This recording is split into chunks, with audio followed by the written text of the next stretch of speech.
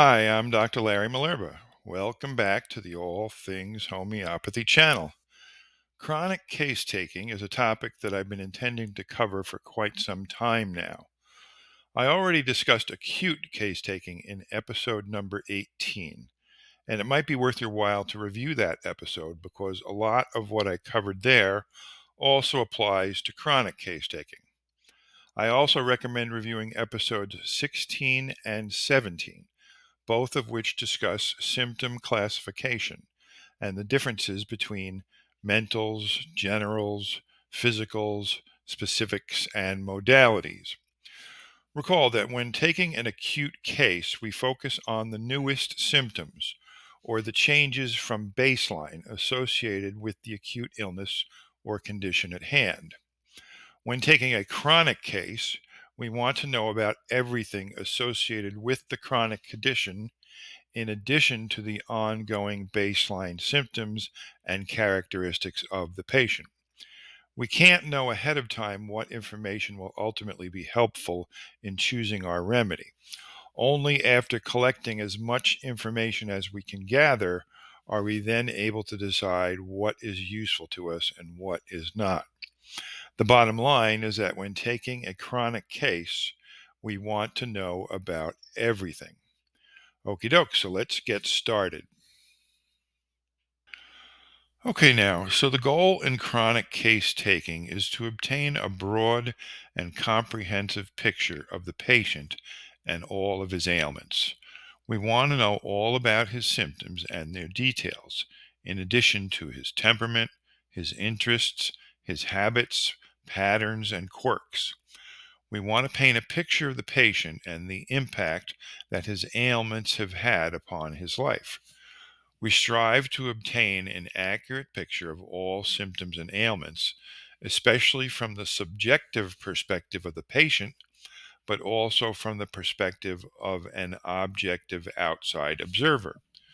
We seek to understand the big picture, but we also want to be able to zoom in on any aspect of the patient's health and know the smallest details regarding his symptomatic complaints. This requires, first and foremost, time and patience. It's just not possible to achieve this in a hurried half hour or hour of questioning. After 35 years of practice, I still need at least an hour and a half to get a good case. Case taking also requires empathy, understanding, and a genuinely non judgmental attitude. No person is going to trust you with their private information if they sense that you disapprove of their behaviors or beliefs. And it's also very important to refrain from prematurely trying to figure out what the correct remedy is. Thinking about remedies will bias you, distract you, and get in the way of your ability to be objective and open minded during the interview.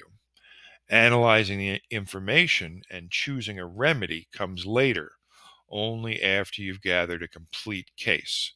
This episode is about case taking, not case analysis.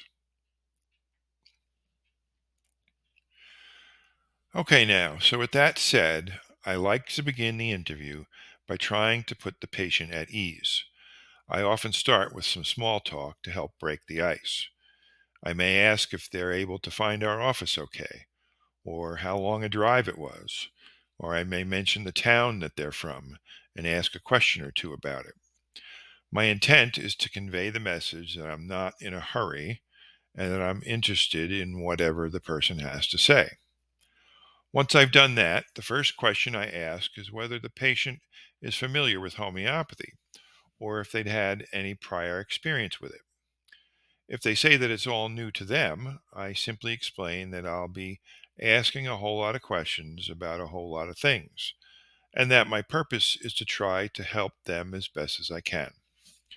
If they say that they've had prior homeopathic treatment, I explain that I don't want to be prejudiced, which is why I ask them to write up a list of remedies that they have taken and to note which ones have helped them, but that I don't want to see the list until after I've completed taking the case or after I've completed my analysis of the case. Once all that is accomplished, I'm now ready to begin the interview. Mind you, I've already begun making mental notes about the patient, even before the formal beginning of the interview. When I'm ready to begin, I usually start by asking something simple, like, "What's going on?" or "How can I help?" The goal is to be as open ended as possible so that the patient feels free to say whatever he or she wants to say. Once the person begins talking, my goal is to stay out of the way until they're finished talking. I just sit back and take notes while also trying to make periodic eye contact so that the patient knows that I'm paying attention. I don't like to give the impression that I'm ignoring the patient, which can happen when one spends too much time typing away at a computer. Again, you may want to review episode 18 because the same basic rules about questioning and note taking apply to chronic case taking too. Guidelines about not asking leading questions, recording the patient's words verbatim, and underlining for emphasis are all discussed in that episode. When the patient finishes speaking, I offer them the chance to add more by asking, "Is that it? Is there anything else?" Only after a patient exhausts his or her list of complaints and has nothing more to say is it my turn to ask questions. Based on what I've heard thus far, I then focus my questions on the symptom or condition that seems to be the most problematic or limiting to the well being of the patient. This is a judgment call, of course. Sometimes the center of gravity of the case turns out to be elsewhere than where I originally thought it was. Nevertheless, I have to start somewhere. And once I've exhausted my questioning about the main complaint, I then systematically investigate all other complaints, one by one, until I'm finished. For example, let's say that a person consults me for treatment of migraines, but during the course of the interview, I find out that he experiences anxiety and also has arthritis of the hands. I begin by asking an open ended question about the main complaint. "Tell me about your migraines. What are they like?" It's important to know about the history and timing of the migraines. When did they originally begin? How often do they occur? Is there any pattern as to when they occur? Is there anything that can trigger a migraine? Of course, etiology can be very important, so I make sure to ask if anything happened in the days, weeks, or even months prior to the onset of the migraines. If the answer is yes, then I investigate the potential etiology carefully. Naturally, we must also investigate the specific nature of the migraines, bearing in mind that the meaning of the label migraine varies greatly from person to person. Questions that we can ask include: Can you describe a migraine to me? Where is it located? What does it feel like? Is there anything that triggers a migraine? Is there anything that helps to soothe a migraine or helps you to cope with a migraine? During a migraine, is there anything that aggravates it or makes it feel worse? Are there accompanying symptoms that occur along with a migraine? Although most people aren't going to be able to answer all of these questions with clarity or certainty, it's nevertheless important to ask them because sometimes the answers can yield important information. For example, a particular question may set off an alarm bell, and the person may suddenly exclaim, "Oh, yeah, ice cream can really aggravate my headaches." In which case, you have a valuable clue that may not have been revealed to you had you not asked your question. All right, so once I'm finished asking questions about the migraines, I then move on and do the same thing for the anxiety and the arthritic hands. Tell me about your anxiety.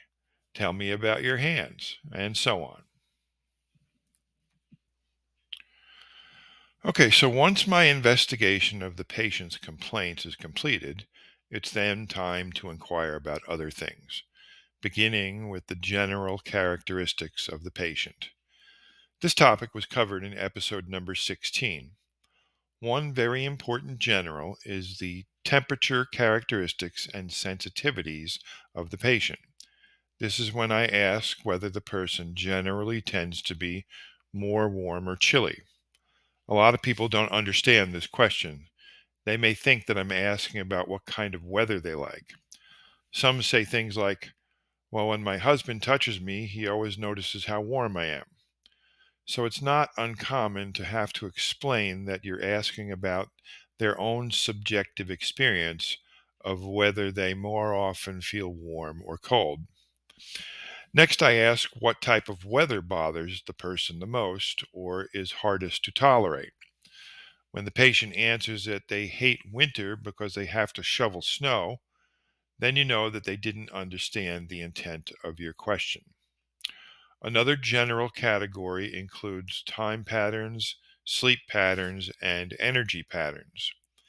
Here I ask about the patient's typical sleep position, fall asleep time, wake up time, and whether they stay under the blankets, kick the covers off, or uncover the feet, and so on. I also ask about the person's overall energy level and whether they experience fatigue or dips in their energy. And I also find it helpful to ask whether they tend to be more of a morning, day, or night person. The next category of generals includes food desires, appetite, food aversions, food aggravations, drink preferences, and overall level of thirst.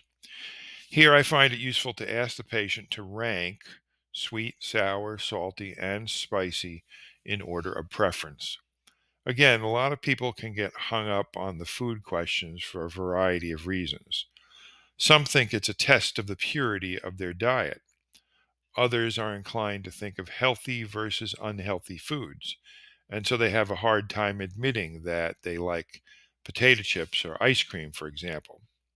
For such health conscious individuals, I ask them to imagine what they would eat if diet had absolutely no impact upon health.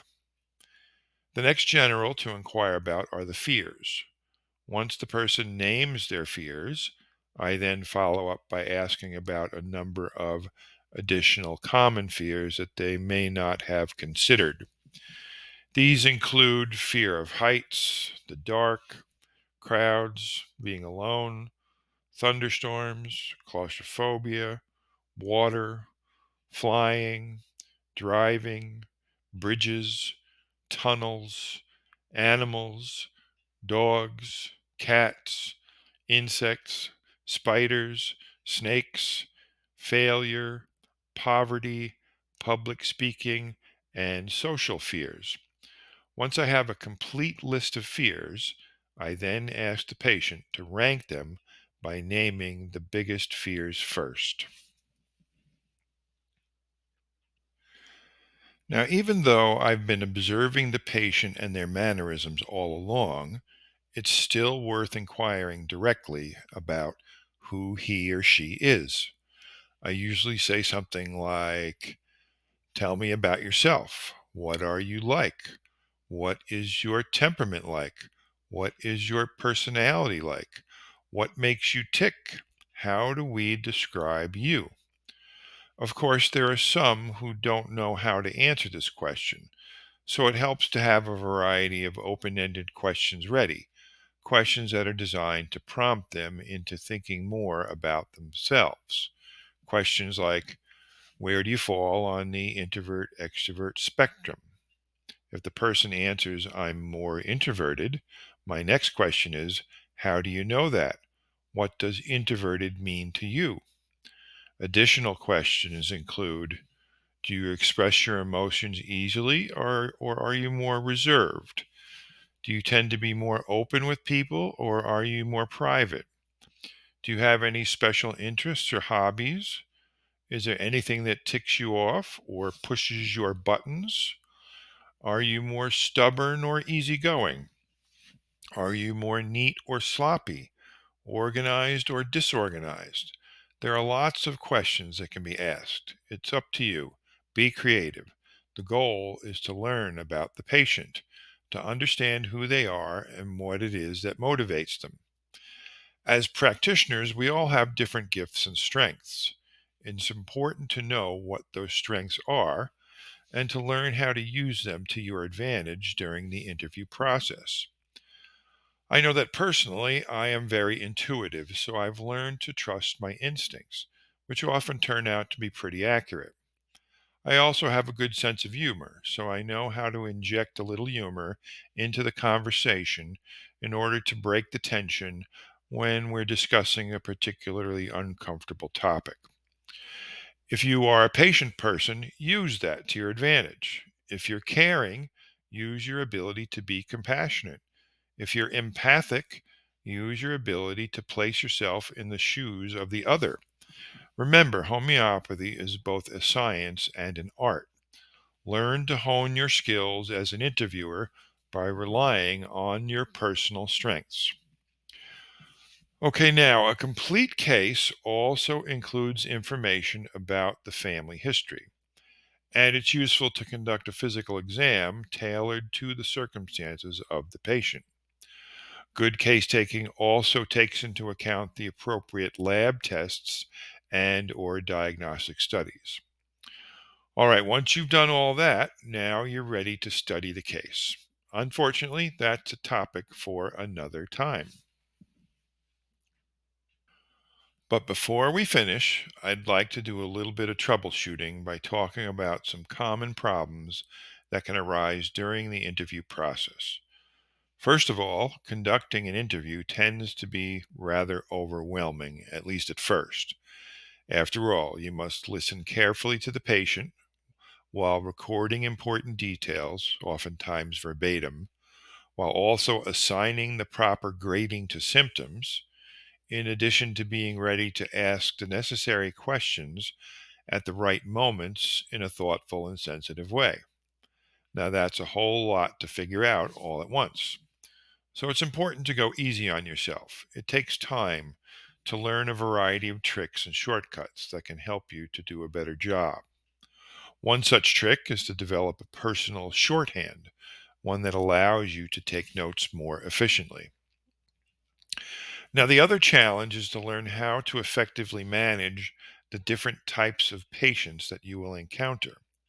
Some patients can be quiet and taciturn.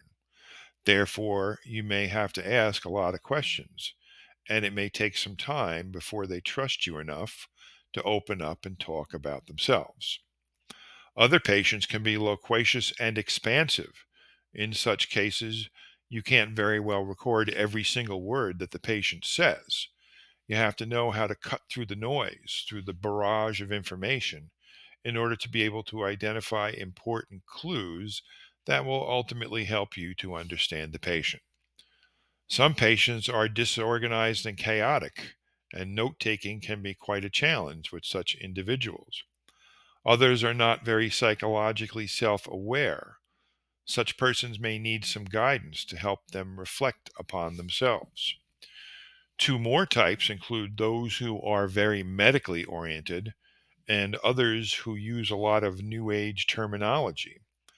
Both can have both can have a very hard time understanding how to describe their symptoms to you clearly in a language that can be understood in a manner that isn't laden with esoteric buzzwords or medical terminology that they've assimilated over the years.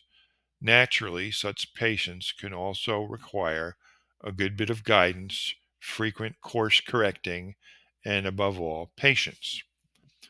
All right, that's my intro to chronic case taking. The bottom line is that learning how to take a solid case takes time and practice. Your homeopathic skills are sure to improve with a little hard work and the benefits of experience. Thanks for watching the All Things Homeopathy channel. Be sure to subscribe and share with the rest of the world. And until next time, may the vital force be with you.